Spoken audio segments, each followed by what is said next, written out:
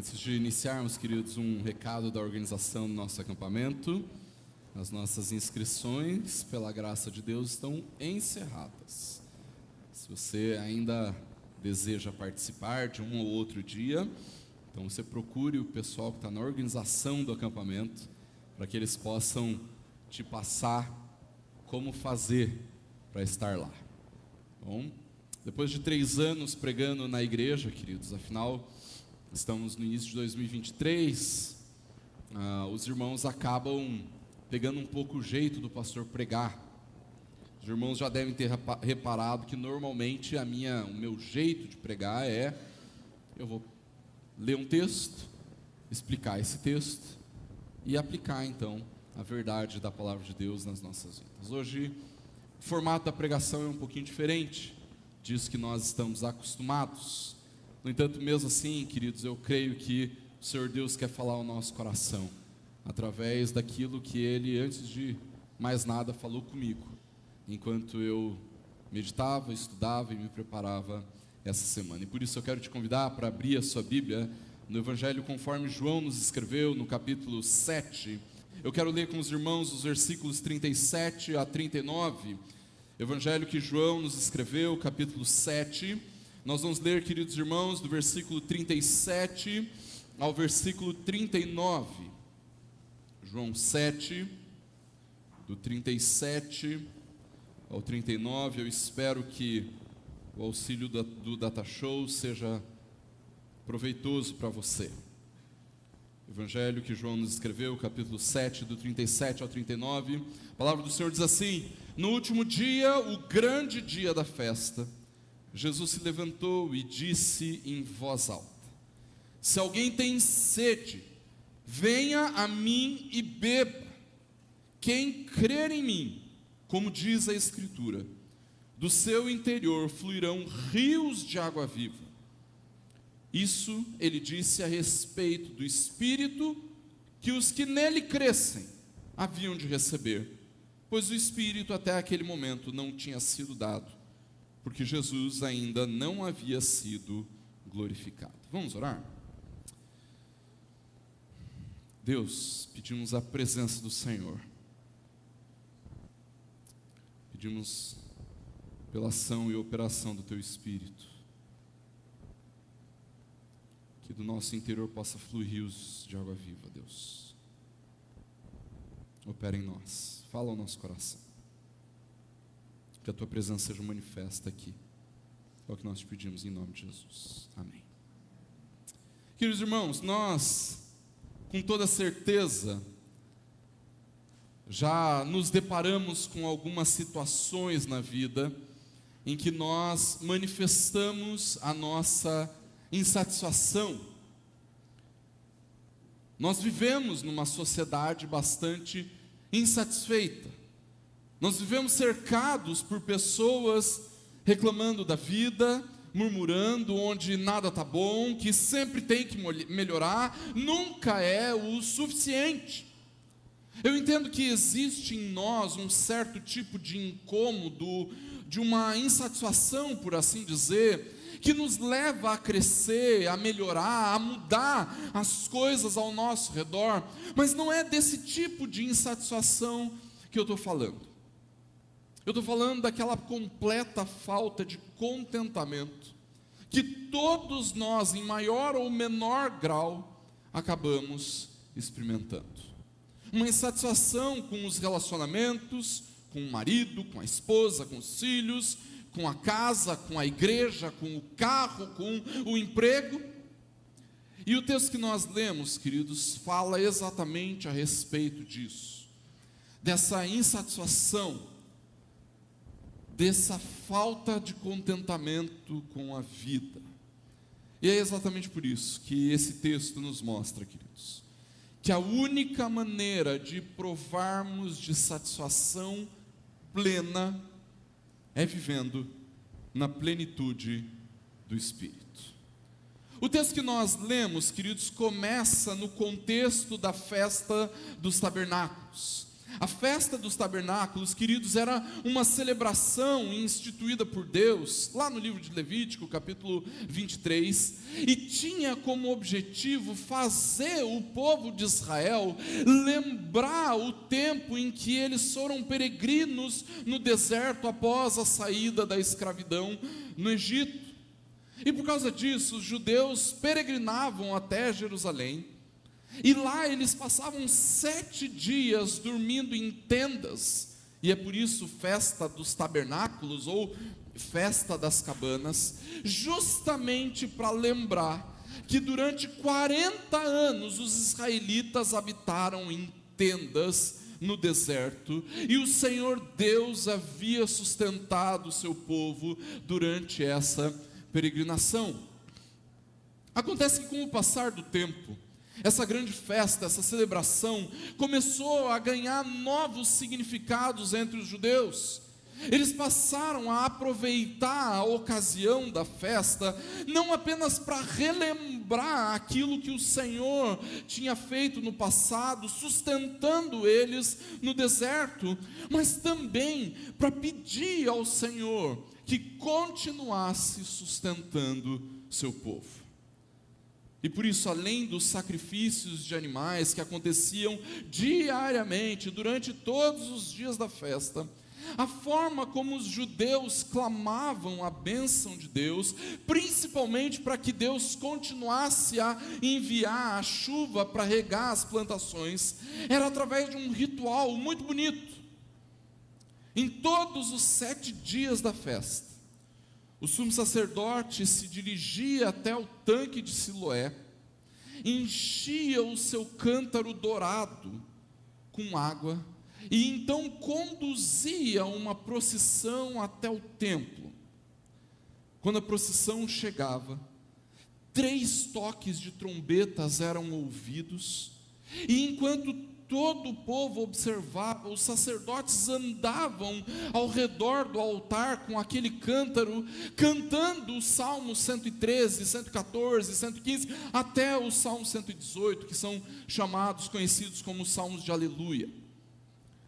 Quando os cânticos chegavam lá no Salmo 118, todos os homens, chefes de família, chacoalhavam os ramos que carregavam na sua mão direita e levantavam uma fruta simbolizando o fruto da terra com a sua mão esquerda, enquanto todos gritavam 3 vezes: deem graças ao Senhor, deem graças ao Senhor, deem graças ao Senhor.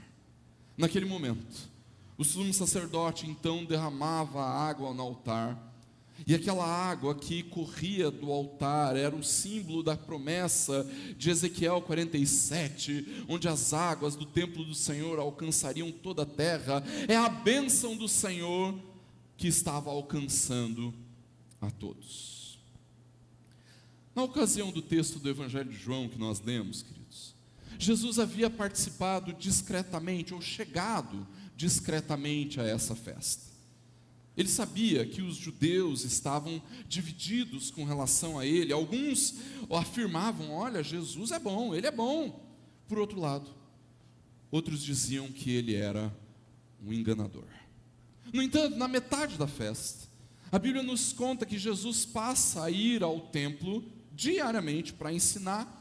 E enquanto alguns se maravilhavam com os ensinamentos de Jesus, outros blasfemavam contra ele.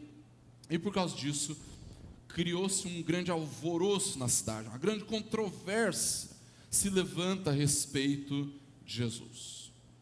Até que, no último dia da festa, mais uma vez, Jesus se levanta e em voz alta afirma poderosamente: se alguém tem sede, venha a mim e beba. Quem crer em mim, como diz a Escritura, do seu interior fluirão rios de água viva. Em outras palavras, queridos, Jesus estava dizendo que a satisfação da vida não se encontrava na água do tanque de Siloé que o sumo sacerdote trazia ao templo. Tampouco a satisfação da vida se encontrava na provisão e no sustento com o qual Deus nos abençoa. Jesus estava dizendo que mesmo com todo aquele ritual religioso, mesmo com toda a provisão e bênção derramada por Deus, ainda assim é possível sentir-se vazio, sentir-se sedento, insatisfeito. E isso acontece, queridos, porque nós sabemos bem que a única forma de nós encontrarmos a verdadeira satisfação é em Jesus. A única coisa que pode de fato nos satisfazer é uma vida de plenitude de espírito com Jesus. Ao dizer essas palavras, irmãos, Jesus estava afirmando que Ele é o cumprimento de tudo aquilo que a festa dos tabernáculos antecipava. Ou seja, nós não precisamos mais celebrar a festa dos tabernáculos, porque Jesus já cumpriu absolutamente tudo o que ela significava. E existem dois textos no Antigo, muitos textos, mas eu quero ressaltar especialmente dois textos do Antigo Testamento, que são extremamente importantes para nós entendermos o significado da festa dos tabernáculos. O primeiro deles, queridos, está lá em Zacarias capítulo 14, eu vou ler apenas os versículos 16 e 17, mas você, se tiver bons olhos, vai conseguir acompanhar a leitura pelo Data Show. Zacarias 14, 16, 17 nos diz assim: todos os que restarem de todas as nações que vieram contra Jerusalém subirão de ano em ano para adorar o Rei, o Senhor dos exércitos, e para celebrar a festa dos tabernáculos. Se algum dos povos da terra não subir a Jerusalém para adorar o Rei, o Senhor dos exércitos, esse povo ficará sem chuva. Todo o capítulo 14 de Zacarias, queridos, aponta para uma restauração gloriosa que o Senhor Deus derramaria sobre o seu povo. Deus virá para salvá-los dos seus inimigos, trazendo com isso verdadeira redenção. O Novo Testamento utiliza a linguagem do profeta Zacarias justamente para demonstrar que o cumprimento dessa profecia está relacionado com a vinda de Jesus, tanto a primeira vinda quanto a segunda vinda de Jesus. E nesses dois versículos que nós lemos, Zacarias nos diz que essa restauração futura, operada por Deus, seria uma restauração tão grandiosa, queridos, que até mesmo os povos inimigos viriam a Jerusalém, na presença do Senhor, para adorar o Rei na festa dos tabernáculos. O próprio Deus seria o Rei do seu povo, e aqueles que deixarem de reconhecer a majestade do Senhor em adoração, não poderiam receber as bênçãos que Deus derramava sobre toda a terra.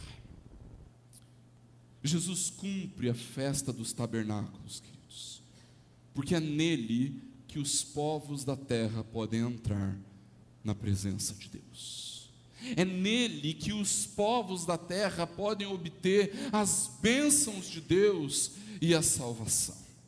Mas não é só isso, queridos, porque a festa dos tabernáculos na época de Jesus também apontava para um outro texto de Neemias capítulo 8, do 13 ao 18, só tem dois versículos projetados ali.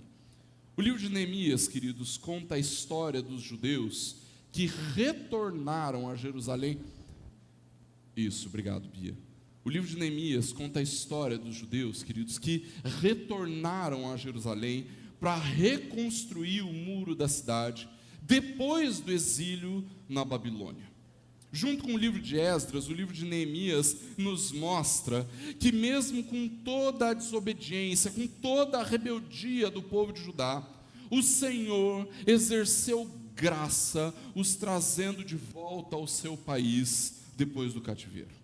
E no capítulo 8 de Neemias, conta um momento em que Esdras e os sacerdotes leram o livro da lei diante do todo o povo, e o povo, num misto de contrição e alegria, choravam e louvavam o Senhor, que é a força do seu povo. Vocês se lembram do versículo? A alegria do Senhor é a vossa força.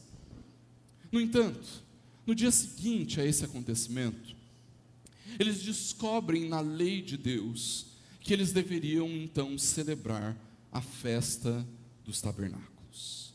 E o versículo 18 do capítulo 8 de Neemias nos diz: o livro da lei de Deus foi lido diariamente, desde o primeiro até o último dia da festa, e celebraram a festa durante 7 dias.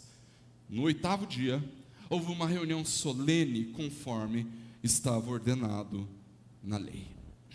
Veja, o povo de Deus havia passado 70 anos cativo na Babilônia. Durante 70 anos, queridos, poucos continuaram a ter algum contato com a lei de Deus, com a palavra do Senhor. No entanto, no momento em que aquele povo redescobriu a lei do Senhor, eles passaram a amar aquela palavra. Todos os dias, eles se reuniam com o sacerdote Esdras para ouvir a leitura da palavra. Eles queriam saber e conhecer mais a respeito daquele Deus maravilhoso que havia restaurado o seu povo. Esse texto, queridos, está relacionado com Jesus, irmãos, porque Jesus é a palavra encarnada de Deus. Em Jesus, queridos, nós encontramos o cumprimento da palavra. O próprio Cristo afirma: as Escrituras testificam de mim. Mas não apenas isso. Naquele período de Neemias, a leitura da palavra fez os judeus lembrarem que o Senhor é quem havia sustentado o seu povo durante toda a peregrinação no deserto, depois da saída do Egito. E a grande demonstração disso é que Deus havia enviado pão do céu, o maná, e feito brotar água da rocha. Esses dois elementos, queridos, o maná e a água da rocha, não apenas serviam para lembrar o povo de Deus a respeito do sustento físico, fisiológico, a nossa necessidade de alimento e de água, mas esses dois elementos também serviam para lembrar o povo a respeito do sustento espiritual que o Senhor provia. E é justamente isso que o versículo 20 do capítulo 9 de Neemias nos mostra: lhes concedeste teu bom espírito para os ensinar, não lhes negaste o seu maná para poderem comer, e lhes deste água quando tiveram sede. Ao trazer essa afirmação, cerca de 500 anos depois, queridos, Jesus está dizendo que Ele é a festa dos tabernáculos. Ele cumpre a festa dos tabernáculos, porque Jesus é quem derrama o Espírito que conduz à verdadeira adoração, de acordo com a promessa de Zacarias, e o Espírito que traz verdadeira compreensão e amor pela palavra. No entanto, queridos, o texto que nós lemos lá em João, ele continua no versículo 39 com um comentário do próprio evangelista. O comentário dele é o seguinte: isso ele disse a respeito do Espírito que os que nele crescem haviam de receber, pois o Espírito até aquele momento não tinha sido dado, porque Jesus ainda não havia sido glorificado. João traz essa explicação para os seus leitores, irmãos, para que eles pudessem lembrar as diversas associações que a Bíblia, o Antigo Testamento, fazia entre o Espírito e o derramar de águas. Muitas das profecias do Antigo Testamento trazem a referência ao derramar das águas, quando tratam da presença do Espírito na vida do povo de Deus. E eu quero lembrar de dois textos especificamente. O primeiro deles é a profecia de Isaías, capítulo 44, os versículos 3 e 4, onde a palavra do Senhor diz assim: porque derramarei água sobre o chão sedento, e torrentes sobre a terra seca, derramarei o meu espírito sobre a sua posteridade, a minha bênção sobre os seus descendentes, e eles brotarão como a relva, como salgueiros junto às correntes de água. O contexto da profecia de Isaías, queridos, vem num momento de juízo, onde o povo de Deus vivia em intensa idolatria e imoralidade. E por causa dessa perversidade, o Senhor anuncia pela boca do profeta que o povo seria assim levado ao cativeiro da Babilônia. Esse é o capítulo 43 de Isaías. No entanto, no capítulo 44, o Senhor passa a prometer a restauração de Israel. E a restauração de Israel passa pelo alívio da sede, passa pela saciedade. O Senhor derramaria do Espírito sobre o seu povo, e assim o povo de Deus poderia ver a bênção do Senhor sendo estabelecida entre a sua geração. É na presença do Espírito do Senhor entre o seu povo, queridos, que eles poderiam provar de abundância e de uma disposição renovada para perceber que Deus de fato havia restaurado seu povo.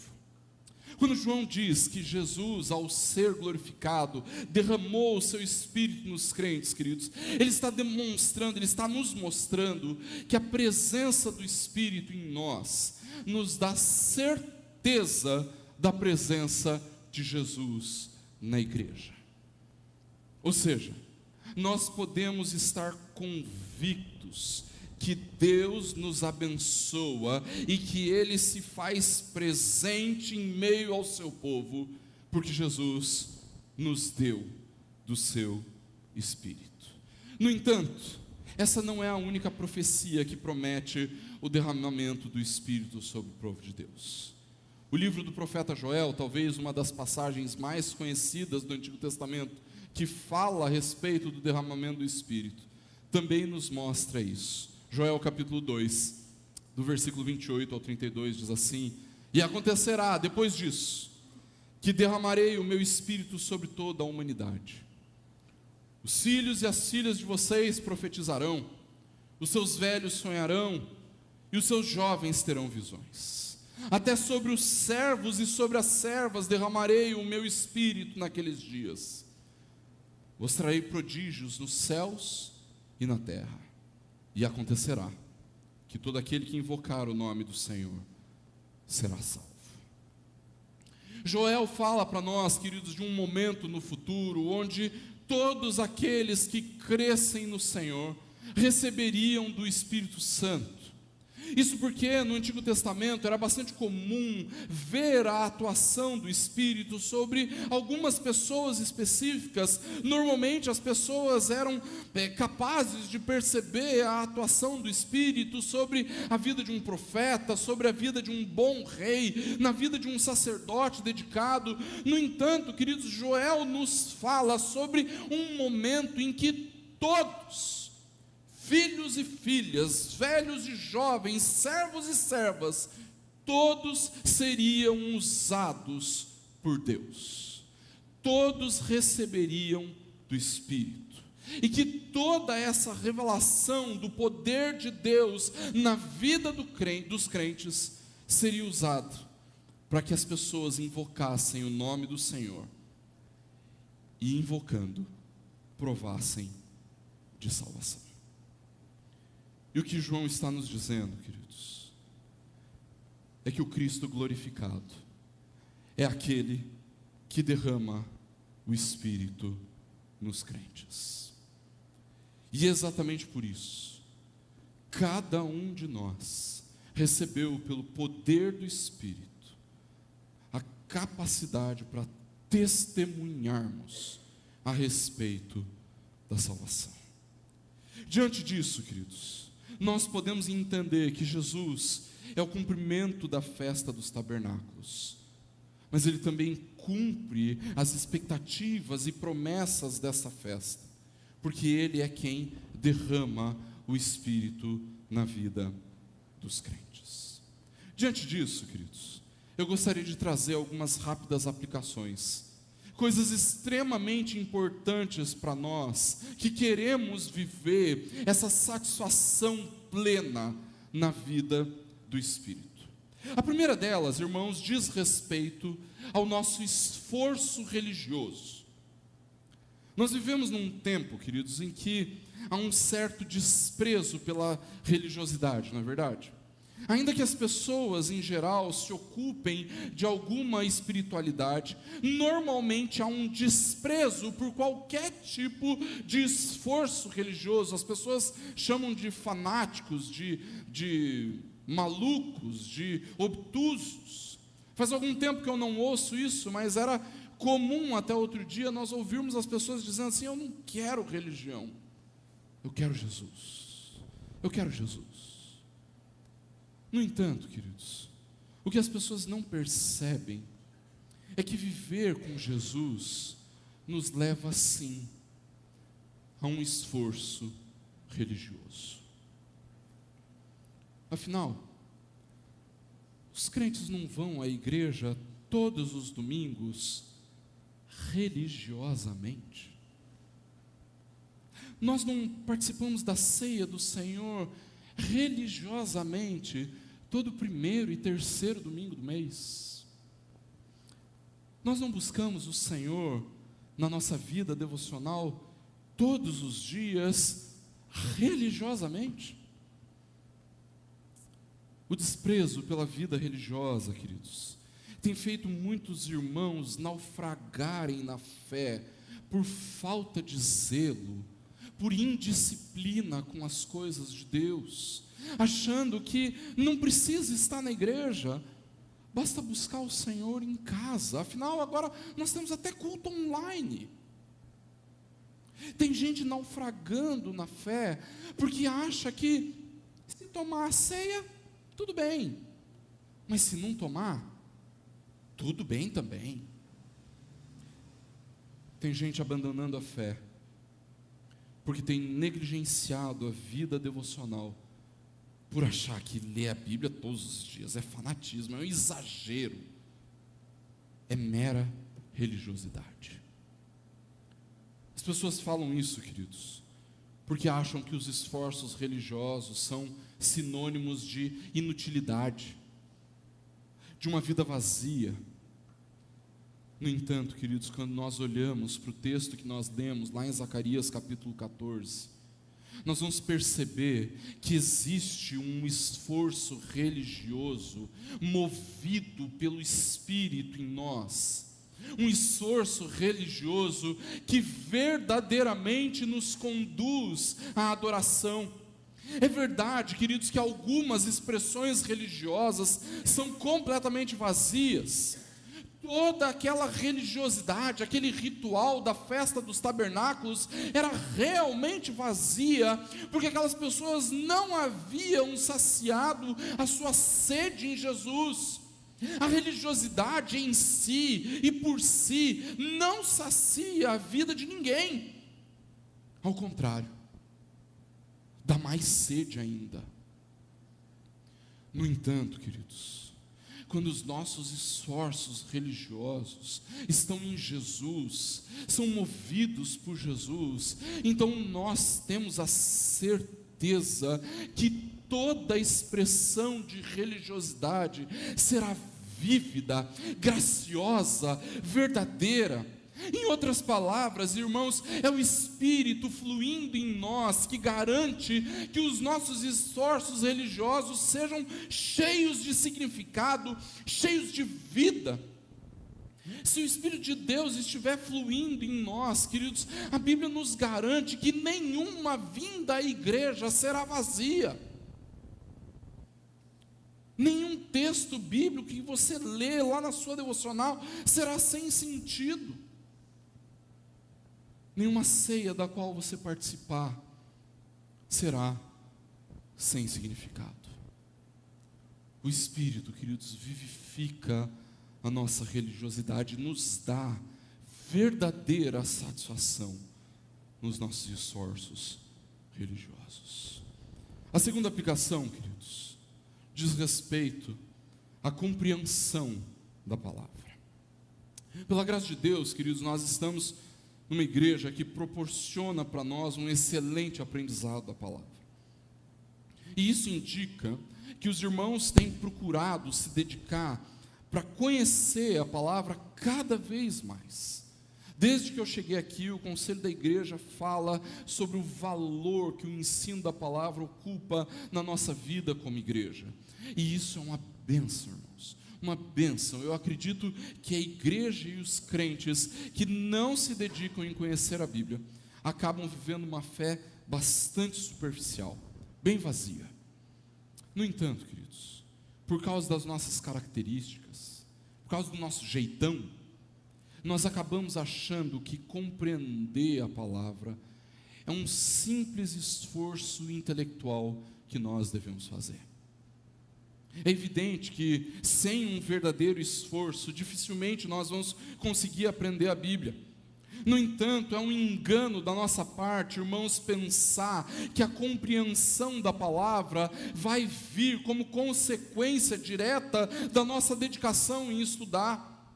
Veja, se o nosso pensamento não é assim: olha, eu preciso participar da escola bíblica porque eu preciso aprender a palavra, ou então, eu preciso levar os meus filhos na escola bíblica para que eles aprendam a palavra.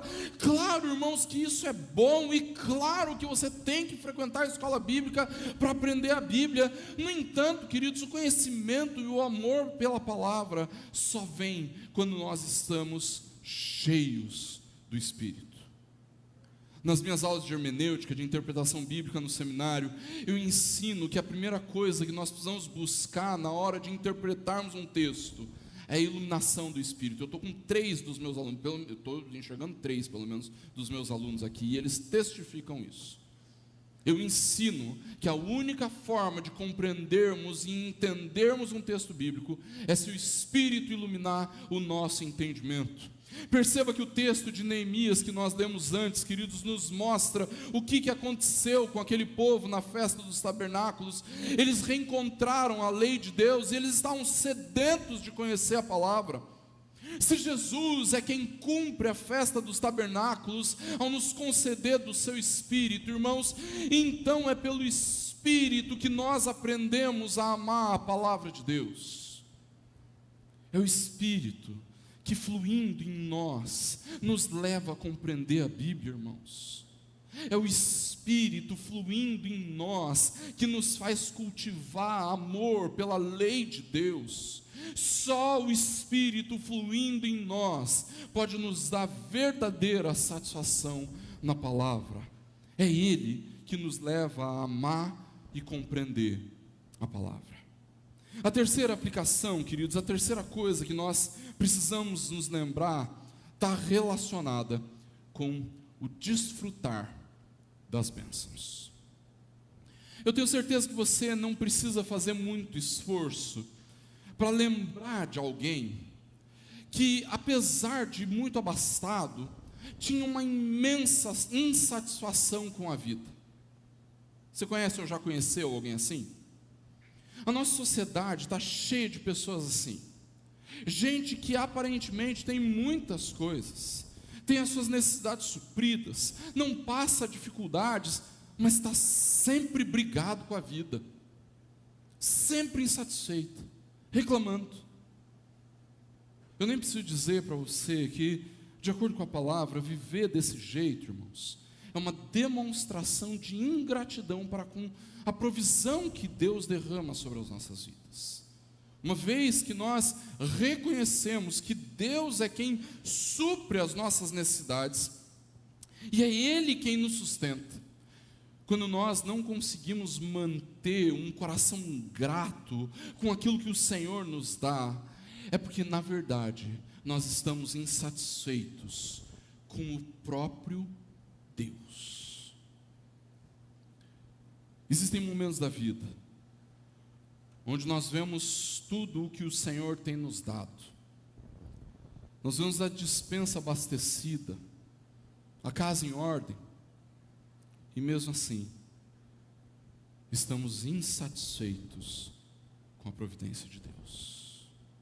Momentos em que Deus está verdadeiramente provendo o que nós precisamos, mas nós estamos insatisfeitos.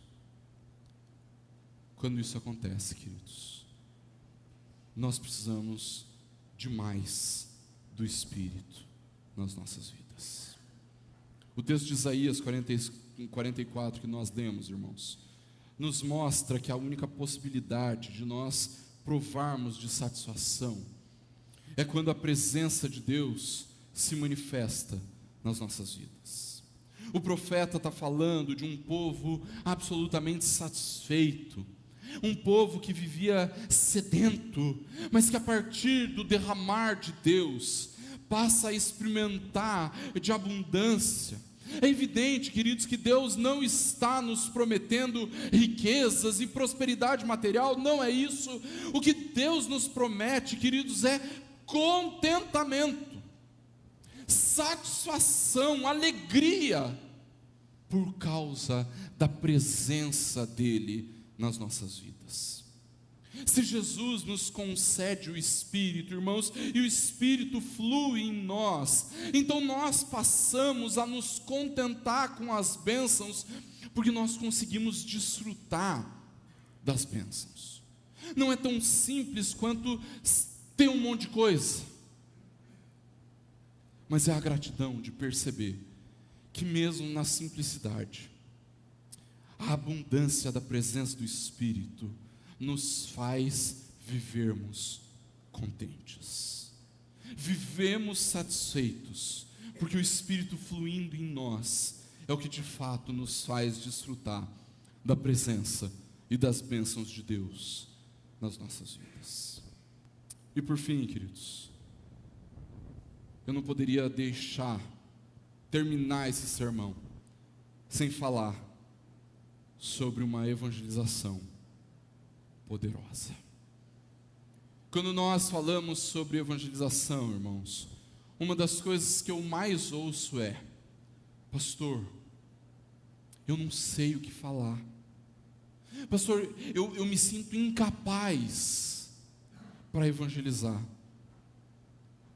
Acontece que o apóstolo Paulo nos diz, queridos, lá em Romanos capítulo 1, no versículo 16, que o evangelho é o poder de Deus para a salvação. Não parece contraditório que as pessoas se sintam incapazes de evangelizar, sendo que o evangelho é o poder de Deus? Irmãos, é completamente contraditório sentir-se incapaz de testemunhar, porque aquilo que nós testemunhamos, a Bíblia nos diz que é o poder de Deus. O texto do profeta Joel que nós lemos, queridos, nos diz que Deus derrama sobre nós o seu Espírito, justamente para que nós tenhamos poder para anunciar a salvação. Quando nós olhamos para a evangelização na igreja do Novo Testamento, irmãos, a grande marca do testemunho da igreja não era uma vida santa, ainda que ela fosse uma igreja que vivia em santidade. A marca do testemunho da igreja não era o conhecimento das Escrituras, ainda que aquela fosse uma igreja que conhecia profundamente as Escrituras. A marca do testemunho da igreja não era a ação social, ainda que aquela igreja cuidasse dos pobres e necessitados. A grande marca do testemunho da igreja no Novo Testamento era o poder de Deus.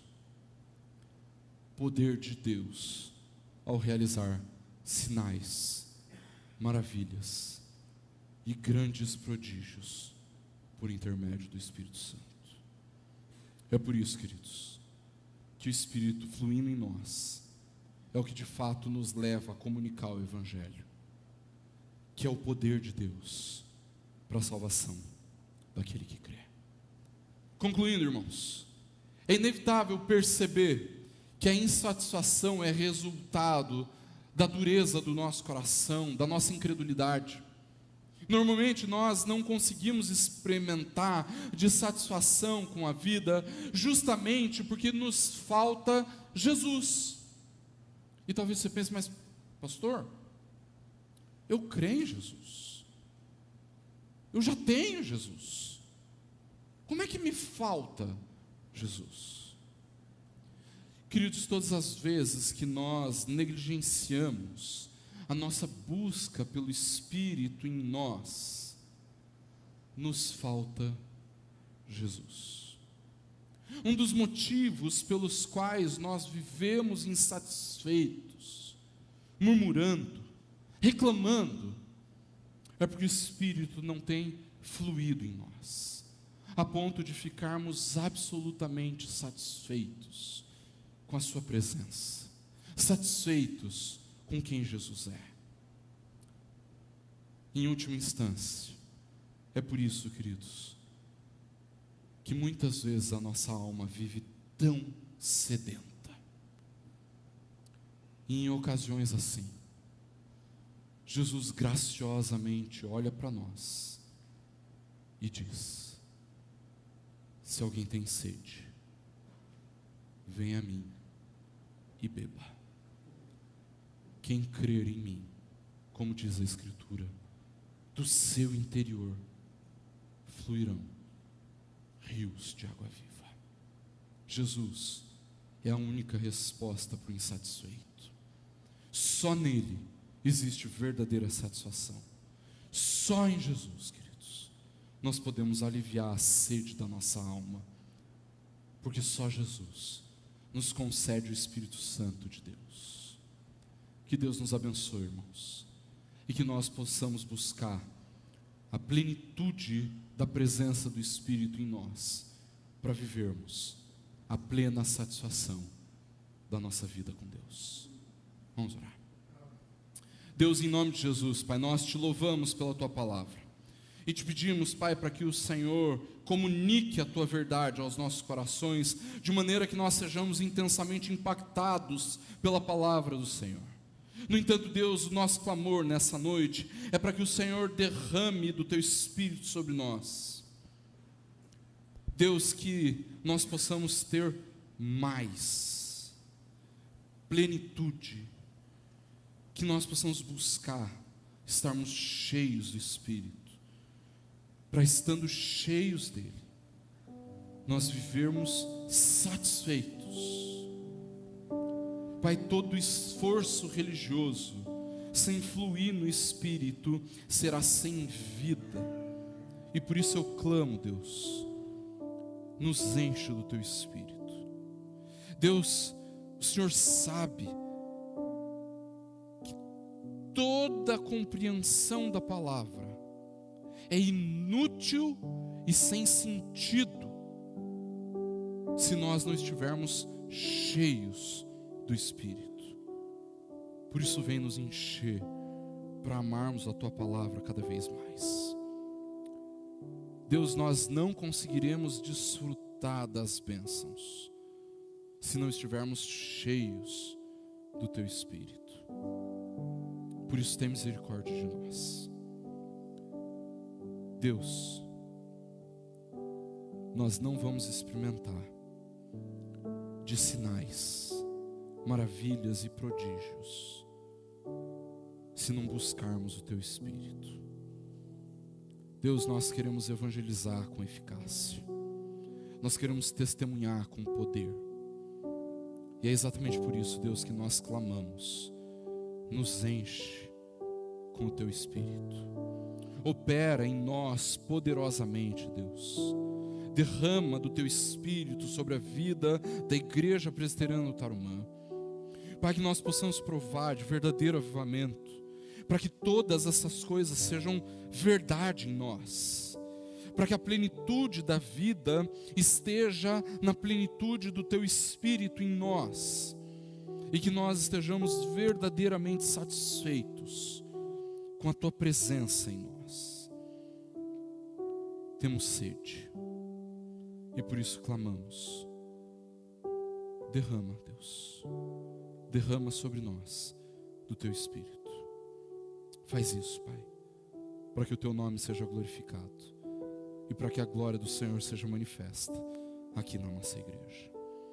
É isso que nós te pedimos, em nome e para a glória do Senhor Jesus. Quero te convidar para se pôr em pé. Nós vamos impetrar a bênção e logo em seguida cantarmos o amém.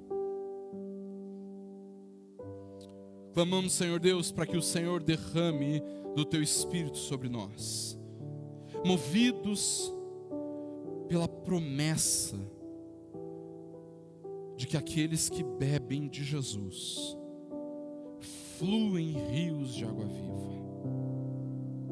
Age, Deus, sobre as nossas vidas, opera em nós e nos abençoa. Que a bênção de Deus Pai Criador, Filho Redentor e Espírito Santo Consolador seja com você, com a sua casa e com todo o povo de Deus, hoje e para todo sempre.